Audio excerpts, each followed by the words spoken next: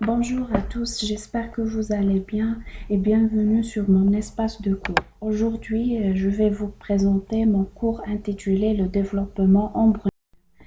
Permettez-moi de me présenter, je suis Boulila Ismahan, docteur en biologie cellulaire et physiotoxicologie à l'université de Batna 2 et actuellement maître assistante de classe B affectée au département de biologie des organismes, faculté des sciences de la nature et de la vie. Je vous informe aussi que je suis disponible les jours de dimanche et mardi de 11h30 jusqu'à 13h au niveau du bureau 4 bloc pédagogique A. En ce qui concerne ce module développement embryonnaire, il s'agit d'une matière fondamentale.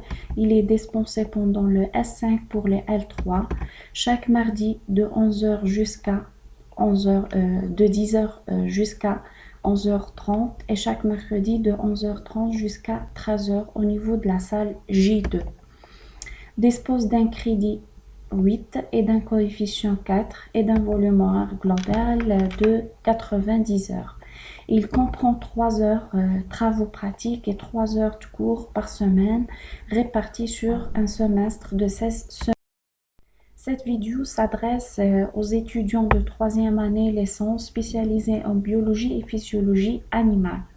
Le cours est divisé en 5 chapitres. Le premier chapitre parle sur la modification de la structure de l'œuf après la fécondation ou bien l'activation de l'œuf, ce qu'on appelle le zygote. Le deuxième chapitre, la division mitotique du zygote visant à la formation d'un nombre de cellules suffisant pour la formation d'un nouvel organisme multicellulaire par un processus appelé segmentation ou bien clivage. Les deux types de segmentation, holoblastique et myroblastique. Ce chapitre se termine par la formation de la blastula. Le troisième chapitre parle sur la formation de la gastrula, les mouvements morphogénétiques et le réarrangement cellulaire, et enfin la formation des 3 couches germinales, l'ectoderme, le mésoderme et l'endoderme.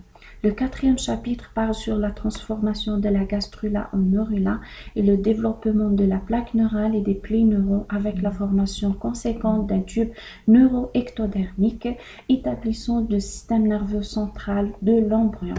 Le dernier chapitre, on a chacune des 3 couches germinales, ectoderme, mésoderme et endoderme, est conçue pour former certains types de tissus et organes.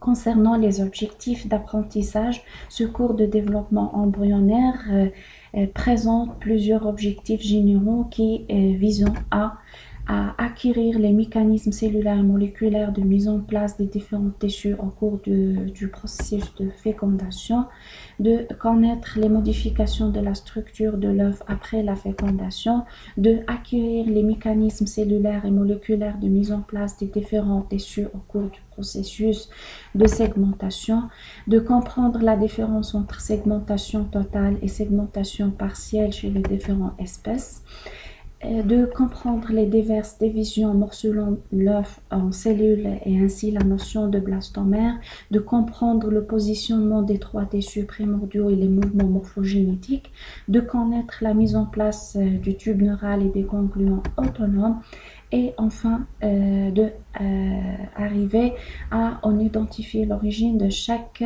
organe embryon.